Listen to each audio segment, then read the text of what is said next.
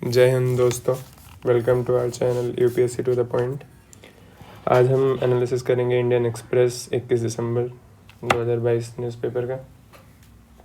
और मैं आपको एनालिसिस से पहले बता देना चाहता हूँ कि मैं इसमें टू द पॉइंट सिर्फ बात करूँगा। जितनी भी यूपीएससी के पॉइंट ऑफ व्यू से काम की न्यूज़ हैं, जो कि पूरे न्यूज़पेपर में एक दो ही होती हैं जनरली, मैं बस उन्हें डिस्कस करूँगा। बाकी मैं ज़्यादा डिस्कशन और ऐसा नहीं करूँगा जो काम का नहीं है। तो सबसे पहले आप ये फ़ोटो देख रहे हैं, इसमें देख रहे हैं मोदी जी और हमारे डिफेंस मिनिस्टर और सब लोग खाना खा रहे हैं। तो UNO, United Nations organisations, UNO ने डिक्लेयर करा है 2023 को इंटरनेशनल ईयर फॉर मिलेट्स। बस हमें यहाँ पे इतना ही जानना है। उसके बाद हम यहाँ पे इंडियन एक्सप्रेस का एक इन्वेस्टिगेशन रिपोर्ट है। इसमें जो है एनपीएज़ की बात करी गई है कि एजुकेशन लोन में कितना एनपीए होता है। तो डेटा आया है जिसमें बताया गया है कि जब कोई बच्चा जो है कोई अदर दैन जो प्रीमियर इंस्टीट्यूट्स हैं वहाँ से पढ़ के पास करता है और एजुकेशन लोन लेता है, तो वहाँ पे एनपीए 4.7% है। और अगर वही बच्चा किसी प्रीमियर इंस्टीट्यूट से, जैसे कि आईआईटीज़ हो गए, आईआईएम्स हो गए, यहाँ से पास करता है, तो उसमें एनपीए का रेशियो 0.45% है। एनपीए मतलब होता है नॉन परफॉर्मिंग एसेट। अगर कोई बच्चा लोन लेके लोन जमा नहीं कर पाता है तो उसका लोन एनपीए हो जाता है। उसके बाद हमें पहले पेज पे और कोई भी खबर नहीं मिलेगी खास। दूसरे पेज पे ऐड है, तीसरे पेज पे भी कोई खबर नहीं है, चौथे पेज पे भी कोई ऐसी काम की न्यूज़ नहीं है। उसके बाद मेरा ये दिल्ली एडिशन है, तो दिल्ली की न्यूज़ है इसमें। और अगर आप कोई और एडिशन देखते होंगे तो वहाँ पे उस शहर का न्यूज़ होता होगा। इसमें भी कुछ खास नहीं है, बस इसमें एक ये न्यूज़ है कि दिल्ली गवर्नमेंट ने प्लान किया है कि लंच जो मिड डे मील का ब्रेक होता है एमडीएम का, उससे पहले एक छोटा सा स्नैक्स ब्रेक होगा। क्योंकि आपको पता है दोस्तों कि माल न्यूट्रिशन की प्रॉब्लम बहुत ज़्यादा है इंडिया में और बच्चों में बहुत ज़्यादा है। तो उसको काउंटर करने के लिए ये इनिशिएटिव स्टार्ट करेंगे दिल्ली गवर्नमेंट और दिल्ली गवर्नमेंट के स्कूलों में। तो मिनी स्नैक ब्रेक होगा 2.5 hours before the lunch break. और इसमें लेकिन ये है कि स्कूल की तरफ से कुछ प्रोवाइड नहीं करा जाएगा, बच्चों को खुद जो है घर से लेकर आना पड़ेगा कोई स्नैक, कोई हेल्दी स्नैक। तो स्कूल जो है एडवाइस करेगा बच्चों को कि कुछ कॉस्ट इफ़ेक्टिव और ऐसा हेल्दी कुछ बच्चे लेकर आएँ जो कि लंच से पहले वो खा सकें स्नैक ब्रेक में, जैसे कि स्प्राउट्स, चना, फ्रूट्स, ये सब हो गया। तो स्कूल बस एडवाइस देगा और स्कूल प्रोवाइड नहीं करेगा ये। फिर इस पार्लियामेंट के न्यूज़ की जो है, पार्लियामेंट के पेज पे ये खबर है हमारा। यहाँ पे बिल्स वगैरह पेश हो रहे हैं। बिल्स जब तक लॉ नहीं बन जाते तब तक हम डिस्कशन करके उसमें कोई फ़ायदा है नहीं। फिर से वही 2023 ईयर ऑफ मिलेट्स आ गया अपना, जो कि यूनाइटेड नेशंस ने डिक्लेयर करा है। मोदी जी ने बताया कि prime minister Modi gave two aspect on this matter. First, we can promote nutrition through millets, and second, millets item can be placed for G20 guests wherever possible so that they can understand its importance। Prime minister Modi ने कहा है कि G20 summit होने जा रही है India में, वहाँ पे हम मिलेट्स का फूड प्रोवाइड करेंगे और न्यूट्रिशन जो है प्रमोट करने के लिए, हमारे माल न्यूट्रिशन को कर्व करने के लिए मिलेट्स आइटम यूज़ किया जा सकता है। और आपको पता होना चाहिए कि मिलेट्स के प्रोडक्शन में इंडिया दुनिया में नंबर 1 है और लगभग 10 मिलियन टन्स जो है मिलेट्स प्रोड्यूस होते हैं हर साल इंडिया में। अगले पेज पे भी कुछ काम की खबर नहीं है, यहाँ पे भी कुछ काम की खबर नहीं है। उसके बाद हम जो है आते हैं पेज नंबर 11 पे, जहाँ पे एक आपको ये फ़ोटो दिख रही होगी। ये हमारी जो है नई सबमरीन जो है इंडक्ट हुई है नेवी में, जो कि प्रोजेक्ट 75 के अंडर में आई है। 5th Kalvari class attack submarine deliver to Indian navy. तो सबसे पहले हम समझेंगे कि प्रोजेक्ट 75 क्या है। प्रोजेक्ट 75, तो प्रोजेक्ट 75 दोस्तों हैं, इसके अंडर में इंडियन नेवी में 6 स्कॉर्पियन क्लास सबमरीन इंडक्ट करने का हुआ था। जो कि स्कॉर्पियन क्लास सबमरीन बनाता कौन है? French defence major naval group, जो कि DCNS पहले इसका नाम था, अभी इसका नाम नेवल ग्रुप है, जो कि फ्रांस की डिफेंस कंपनी है। और साथ में स्पेन की स्टेट ऑन एंटिटी, इसका नाम है नवांतिया। तो स्पेन और फ्रांस की 2 कंपनियां मिलकर प्रोजेक्ट 75 पे काम कर रही हैं। और साथ में इंडिया में Mazagon dock shipbuilders limited MDL जो कि मुंबई में है, ये PSU कंपनी है, भारत सरकार के अंडर में आती है। ये इसके साथ कोलैबोरेशन करके, मतलब बेसिकली ये 3 कंपनियां, मझगांव डॉक इंडिया लिमिटेड जो कि इंडिया की है, फ्रेंच की नेवल ग्रुप और स्पेन की नवांतिया, ये तीनों कंपनियां प्रोजेक्ट 75 में काम कर रही हैं, जिसमें इंडिया को 6 स्कॉर्पियन क्लास सबमरीन मिलेंगे, जिसमें से ये 5वां सबमरीन आज हमें मिल गया। और ये जो है, इस जो सबमरीन हमें मिला है, इसका नाम है INS वागीर। वागीर क्या होता है दोस्तों? वागीर जो है एक मछली होती है जो अटैक, बेसिकली एक मछली होती है जो अटैक करती है अपने प्रेडेटर पे। तो हम अब जानेंगे कि कि ये जो सबमरीन हुई हैं ये क्या है, मतलब इन सबमरीन्स के बारे में जानेंगे। स्कॉर्पियन क्लास सबमरीन, या फिर यहाँ पे इंडिया में हम इसे कलवरी क्लास भी कहते हैं। ये सबमरीन की खासियत क्या है? पहली बात है, इसमें डीजल इलेक्ट्रिक ट्रांसमिशन होता है, मतलब डीजल से चलती हैं। दूसरा इसमें है कि अंडर अटैक सबमरीन्स होती हैं, और इनको हंटर किलर भी कहा जाता है। और ये जो है अपने टारगेट्स को, एडवर्ड सीरीज़ को सिंक करने में कैपेबल होती हैं। एंटी वारशिप होती हैं, एंटी सबमरीन होती हैं, इंटेलिजेंस गैदरिंग के लिए यूज़ करा जा सकता है, सर्विलांस के लिए यूज़ किया जा सकता है, और नेवल माइनिंग के लिए यूज़ हो सकता है, कि मतलब समुद्र में माइंस बिछाने के लिए यूज़ किया जा सकता है। और 220 फीट 220 फीट लॉन्ग होती हैं, 40 फीट हाइट होता है इनका, और मैक्सिमम 11 नॉट्स जो है ये सरफेस पे, और 20 नॉट्स की स्पीड से पानी के अंदर जब पूरी सबमर्ज होती है तो स्पीड ज़्यादा होती है, 20 नॉट्स मैक्सिमम जा सकती है, और सरफेस पे 11 नॉट्स की स्पीड से चल सकती है। अब जो है अब ये स्कॉर्पियन क्लास सबमरीन इसको कहते हैं, क्योंकि फ्रांस में जो पहली सबमरीन इस तरह की बनी थी उसका नाम स्कॉर्पियन था, तो स्कॉर्पियन क्लास कहते हैं। लेकिन इंडिया में इसे कलवरी क्लास कहा जाता है, क्योंकि इंडिया में पहली सबमरीन जो ये बनी थी उसका नाम INS कलवरी था। तो अभी तक जो है हमें कलवरी, वागीर, वाक्षीर, ये सारे सबमरीन्स मिल चुके हैं। और ये सब कलवरी जैसे हो गए। कलवरी जो है टाइगर शार्क होता है, एक मछली होती है। वागीर भी एक मछली होती है, और वाक्षीर भी एक मछली होती है। और उसके बाद एक कांधेरी है, कांधेरी क्लास, कांधेरी INS कांधेरी जो है वो एक आइलैंड के नाम पर है, जो कि छत्रपति शिवाजी महाराज ने बिल्ड करा था।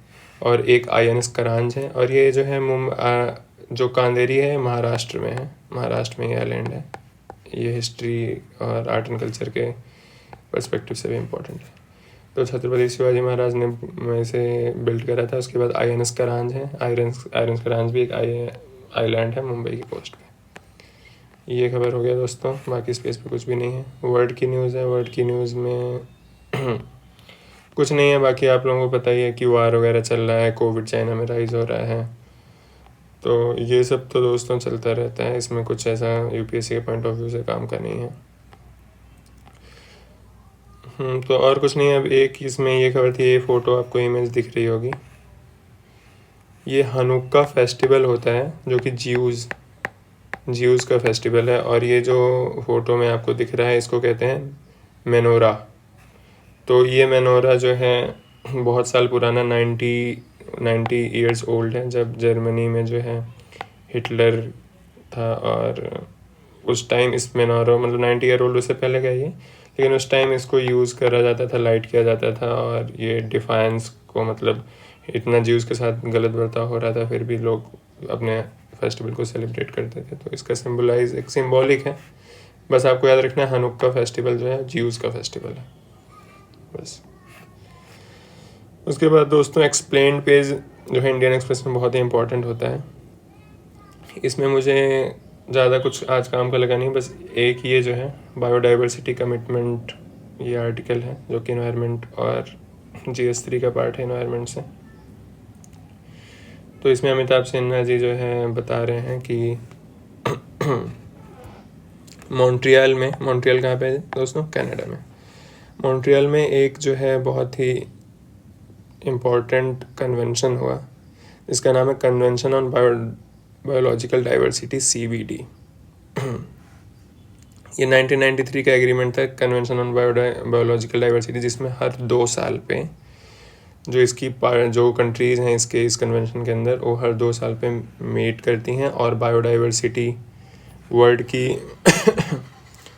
की biodiversity, plant life, animal life और इन चीज़ों को कैसे प्रोटेक्ट करा जाए इस पर बात करती हैं और अपना टारगेट सेट करती हैं कि ये टारगेट अगले इतने साल में इनको पूरा करना है। तो ये 15th जो है मीटिंग थी, COP15, कॉन्फ्रेंस ऑफ पार्टी 15, जो कि मॉन्ट्रियल कनाडा में हुआ। और नया एग्रीमेंट ग्लोबल बायोडाइवर्सिटी फ्रेमवर्क, ये यहाँ पे साइन करा है इन्होंने, ग्लोबल बायोडाइवर्सिटी फ्रेमवर्क, ये नया एग्रीमेंट है जो इन्होंने साइन करा है इस मीटिंग में। इसमें 4 गोल्स और 23 टारगेट्स हैं जो कि 2030 तक अचीव करने हैं। ये बेसिक्स हो गए। उसके बाद अब बायोडाइवर्सिटी का कन्वेंशन जो है, अब लोगों एक जो है एक कॉप होता है, कॉन्फ्रेंस ऑफ पार्टीज़, ये हर साल होता है। लोगों को लग रहा है कि ये यही वाला कॉप है, ये अलग कॉप है दोस्तों। जो ये कॉप कॉन्फ्रेंस ऑफ पार्टीज हर साल होता है वो UNFCCC के अंदर, United Nations framework convention on climate change, इसके अंडर में आता है, जो हर साल ईयरली कॉप होता है। और वैसे CBD हो गया या फिर UNFCCC हो गया या फिर CCD हो गया, ये सब की स्टार्ट 1992 रियो अर्थ समिट में एग्रीमेंट बना था और उसके कुछ साल बाद हुआ था। तो वो वाले कॉप से इस वाले कॉप को कंफ्यूज नहीं करना है। UNFCCC का कॉप जो है वो ओवरऑल एक लार्ज पूरे क्लाइमेट चेंज की बात करता है, और ये जो CBD है ये बायोडाइवर्सिटी स्पेसिफिक बात करता है। CBD का कॉप हर 2 साल में होता है, UNFCCC का कॉप हर साल होता है। और इसी 1992 रियो अर्थ समिट से ही CCD भी आया था, जिसको कहते हैं कॉन्वेंशन टू कॉम्बैट डेजर्टिफिकेशन। इसकी भी जो है मीटिंग होती हैं, इसके बारे में हम अभी बात नहीं करेंगे। अभी हमारा फोकस यहाँ पे CBD है, जो कि जिसका COP15 मीटिंग हुआ है कनाडा में और शहर का नाम है मॉन्ट्रियल। CBD 1993 में आया फोर्स में, 1993 से हो रही हैं इसकी मीटिंग्स। और बेसिकली ये इकोसिस्टम को रिस्टोर कैसे किया जाए, नेचुरल रिसोर्सेज को कैसे यूज़ किया जाए इक्विटेबल शेयरिंग के लिए, ये सब जो है चीज़ें। और इक्विटी पे बहुत इनका ध्यान होता है, तो इक्विटी कैसे करी जाए नेचुरल रिसोर्सेज के शेयरिंग में, ये सब जो है ज़रूरी है। जैसे कि फॉर एग्जांपल अगर कोई यूरोपियन कंपनी जो है तमिलनाडु के फार्मर से कुछ सामान है, प्लांट, उसको मेडिसिनल प्रॉपर्टी उसको वहाँ से ले रही है, तो ये इंश्योर होना चाहिए कि जो बेनिफिट्स हैं, मॉनेटरी बेनिफिट्स या अदर बेनिफिट्स हैं, वो वहाँ पर तमिलनाडु के लोगों को, जो इंडिजिनियस लोग हैं उनको भी जो है, पॉपुलेशन को, वहाँ के लोगों को भी बेनिफिट मिले और उसमें उनका शेयर हो। अब दोस्तों CBD के बारे में और बात करेगी, तो CBD मतलब कॉन्फ्रेंस ऑन बायोडाइवर्सिटी।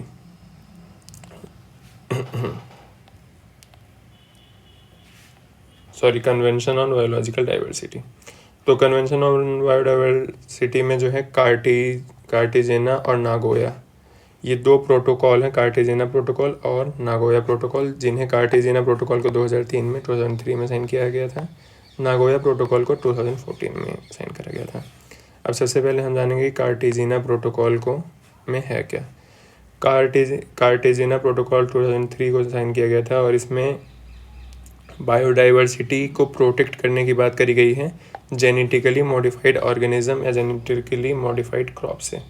अब जेनेटिकली मॉडिफाइड क्रॉप्स क्या होते हैं, इसको जो है आपको सर्च करना पड़ेगा गूगल पे, और ये आपका होमवर्क है कि जेनेटिकली मॉडिफाइड क्रॉप्स या जेनेटिकली मॉडिफाइड ऑर्गेनिज्म क्या होते हैं। तो कार्टेजेना प्रोटोकॉल में जेनेटिकली, जिन्हें शॉर्ट में GM कहते हैं, GM क्रॉप्स या GM ऑर्गेनिजम्स को कैसे हैंडलिंग उनकी हो, ट्रांसपोर्ट कैसे हो और उनका यूज़ कैसे हो, इस बारे में एग्रीमेंट है, ये प्रोटोकॉल है बेसिकली। उसके बाद हमारा आता है नागोया प्रोटोकॉल। नागोया प्रोटोकॉल में access and benefit sharing deals with commercial utilisation of biological and genetic resources. Biological और जेनेटिक रिसोर्सेज का एक्सेस कैसे होना चाहिए और उनका प्रॉपर और कॉमर्शियल यूटिलाइजेशन में क्या चीज़ें हमें कैसे करनी होंगी, इस चीज़ के बारे में नागोया प्रोटोकॉल है, जो कि 2014 में साइन करा गया था। जैसे कि कोई फार्मा कंपनी है, वो जो है, जैसे हमने पिछला एग्जांपल दिया था यहाँ पे कि कोई मेडिसिनल प्लांट का यूज़ है, कोई फार्मा कंपनी कुछ यूज़ कर रही है तो लीगली करे, फेयर तरीके से करे और जो है सही तरीके से और इक्विटेबल उसका शेयरिंग हो लोगों में, जहाँ से वो इंडिजिनियस लोगों को भी फ़ायदा हो। अब ये जो कॉप जो है COP15 हुआ है मॉन्ट्रियल प्रोटोकॉल में, इसमें जो है 30-30 टारगेट सेट करा गया है। 30-30 टारगेट का क्या मतलब है दोस्तों? अच्छा, एक चीज़ और मैं बता दूं कि ये जो कॉप समिट हुई है मॉन्ट्रियल कनाडा में हुई है, लेकिन इसका प्रेसिडेंट चाइना था, क्योंकि ये पहले चाइना में होने वाली थी, लेकिन वहाँ पे कोविड सिचुएशन की वजह से हो नहीं पाई। तो 30-30 टारगेट में क्या है? 30-30 टारगेट में ये है कि हमें at least 30% of world's land, oceans and coastal areas by 2030 को प्रोटेक्ट करना है। 30% हमें वर्ल्ड के लैंड, ओशन और कोस्टल एरियाज को प्रोटेक्ट करना है बायोडाइवर्सिटी को कंजर्व करने के लिए, और 30% ऑफ डिग्रेडेड लैंड्स और मेरीन इकोसिस्टम को भी हमें रिस्टोर करना है। जो डिग्रेड हो चुके हैं ऑलरेडी उनको जो है रिस्टोर करना है, और ये 2030 तक करना है। और इसके लिए ही 23 टारगेट्स, ये जो 23 टारगेट्स बनाए गए इसके लिए बनाए गए हैं, इन चीज़ों को करने के लिए। Among the other 2030 target is commitment to reduce global food wastage by half. Global food wastage को भी reduce करना है 50% से, ये टारगेट है 2030 का। और पेस्टिसाइड्स और केमिकल्स पे जो सब्सिडीज़ दी जाती हैं, जो कि रिस्क है जिनसे बायोडाइवर्सिटी को खतरा होता है, उनमें एटलीस्ट $500 बिलियन का रिडक्शन करना है उन सब्सिडीज़ में। ये टारगेट्स हैं, मतलब मेजर टारगेट्स ये हैं। अच्छा, डील का इवेलुएशन की बात करें तो, अगर डील का इवेलुएशन की बात करें तो इसमें कुछ है, टारगेट्स अच्छे हैं लेकिन इनको अचीव करवाना बहुत मुश्किल है, क्योंकि ऑथर ने बोला कि 2010 में COP10 हुआ था नागोया जापान में, जहाँ पे 20 टारगेट सेट करे गए थे, जिनको आईची टारगेट्स भी कहते हैं। आईची वो जगह थी जहाँ पे ये टारगेट सेट करे गए थे, नागोया जापान सिटी के अंदर आईची जगह है। तो 20 टारगेट सेट करे गए थे, लेकिन उनमें से एक भी टारगेट पूरा नहीं हुआ। None of this targets were achieved by the end of the decade. तो इसलिए जो है ऑथर जो है बहुत ज़्यादा ऑप्टिमिस्टिक नहीं है इस डील के बारे में, लेकिन हाँ टारगेट सेट करा गया है, और ये हमें एग्ज़ाम के पर्सपेक्टिव से याद रखने की ज़रूरत है कि CBD क्या है। तो इसमें हमें कॉप क्या है, CBD क्या है, और आपका होमवर्क है कि आप UNFCCC और कन्वेंशन टू कॉम्बैट डेजर्टिफिकेशन, इसके बारे में आप पढ़ेंगे, और ये आप जो है खुद से आपको करना है। UNFCCC और कॉप जो होता है उसके बारे में पढ़ना है। हमने यहाँ पे कन्वेंशन ऑन बायोडाइवर्सिटी के बारे में पढ़ा, जिसका COP15 कनाडा में मॉन्ट्रियल शहर में चाइना की प्रेसिडेंसी के अंदर हुआ। उसके बाद दोस्तों एडिटोरियल पेज आ जाता है। यहाँ पे तवांग क्लैश के बारे में बात करी गई है, ज़्यादा कुछ इसमें इम्पोर्टेंट है नहीं, इसमें बहुत रोज स्टोरीज आती हैं, कोई ये भी मुझे नहीं लगा कि बहुत कुछ इम्पोर्टेंट है। आपको अगर लगे तो आप इसको खुद से पढ़ सकते हैं। स्टोरी टेलर्स हुए, I would like to, cinema के बारे में बात करी गई है। आजकल सिनेमा और शाहरुख खान वगैरह का बहुत जो है चल रहा है, तो उस बारे में है। एग्जाम पॉइंट ऑफ व्यू से मुझे इम्पोर्टेंट नहीं लगा।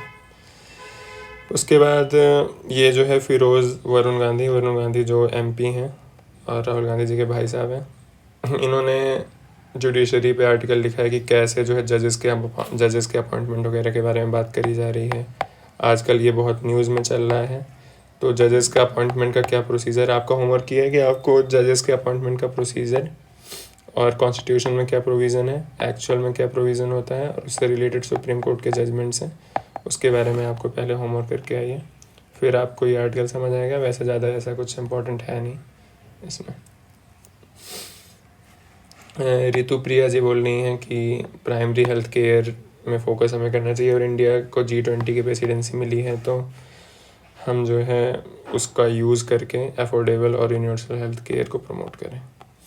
शाहीन बाग की खबर है, कोई इंपॉर्टेंट नहीं एग्जाम पॉइंट ऑफ व्यू से दोस्तों, और ज़्यादा कुछ इंपॉर्टेंट खबर है नहीं इसमें।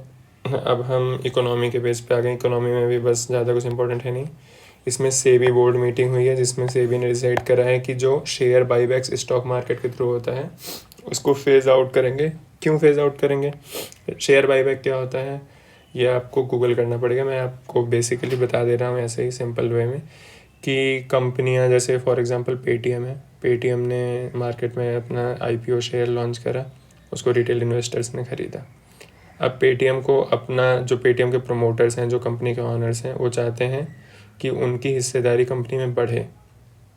लेकिन वो शेयर मार्केट्स में लोगों के पास हैं, तो चाहते हैं कि उनकी हिस्सेदारी बढ़े ताकि वो डिसीज़न इंडिपेंडेंटली ले सकें पॉलिसी डिसीजन पेटीएम के। तो शेयर को, या और कोई रीज़न भी हो सकता है, वन ऑफ द रीज़न ये है, तो शेयर को ख़रीदते हैं वापस इन्वेस्टर से जिनके पास ऑलरेडी शेयर हैं, तो उसी को कहते हैं बाई बैक। तो सेबी ने बोला है कि स्टॉक मार्केट के थ्रू जो बाई बैक करा जाता है उसको हम जो है रोकेंगे। क्यों? We feel that the tender route is more equitable route for buy backs. Tender के थ्रू बाई बैक करना ज़्यादा सही तरीका है। The other routes are vulnerable to favoritism because nobody really knows that in the exchange mechanism when the company is going to come in order to buy back share, and only few people may be aware of it. Benefits may flow to those people. मतलब basically बोला है कि अगर इसमें favouritism वगैरह हो सकता है और ये ठीक नहीं है। और एक ये खबर है जो कि ज़्यादा इंपॉर्टेंट है नहीं है, शेयर बाईबैक वाली खबर भी कोई ज़्यादा इंपॉर्टेंट है नहीं। इसमें भार्गवा जी हैं, जो कि आरसी भार्गवा जी हैं, जो मारुति सुजुकी इंडिया के चेयरमैन हैं। इन्होंने बोला कि जो हमारे इंडिया में कार्स होती हैं उन पे बहुत ज़्यादा टैक्स लगता है। अगर कंपनी को ग्रो 50% तक, अप टू 50% जीएसटी और सेस मिला के अप टू 50% किसी गाड़ी पे टैक्स लगता है। कि मतलब अगर आप कंपनी को गाड़ी 6 लाख रुपए में बना रही है तो 3 लाख रुपए टैक्स लग जाएगा, 9 लाख रुपए में कस्टमर उसको ख़रीद रहा है। तो बोल रहे हैं कि बहुत जो है टैक्स ज़्यादा लग रहा है, इसलिए इंडस्ट्री की ग्रोथ नहीं हो पा रही है। जो है 3% ग्रोथ 3% के रेट से ग्रोथ हो रही है, जो कि बहुत कम है। एक टाइम पे 12% थी। एट प्रेजेंट 28% जीएसटी लगता है और 1 से 22% तक का सेस लगता है। ये सब कोई इंपॉर्टेंट नहीं है, बस आपको ये जानना है कि हमें जो है इंडिया में कार इंडस्ट्री में स्लो डाउन चल रहा है, काफ़ी टाइम से चल रहा है, पिछले 3-4 सालों से ऑटोमोबाइल में। तो आरसी भार्गवा जी ने सजेशन दिया है, या वो कह रहे हैं कि टैक्स स्ट्रक्चर को रीलुक करने की ज़रूरत है और बेसिकली टैक्स कम करने की ज़रूरत है, ताकि कार सस्ती होंगी तो लोग ज़्यादा खरीदेंगे। बस दोस्तों, और कुछ इसमें इम्पोर्टेंट नहीं लगा मुझे। आज के लिए बस इतना ही। अगर आपको कुछ इम्पोर्टेंट इसमें खबर, आप एडिटोरियल पढ़ सकते हैं, लेकिन मुझे नहीं लगा कि कोई बहुत इम्पोर्टेंट एडिटोरियल कोई है। तो आज के लिए बस इतना ही, मिलते हैं अगले वीडियो में। जय हिंद।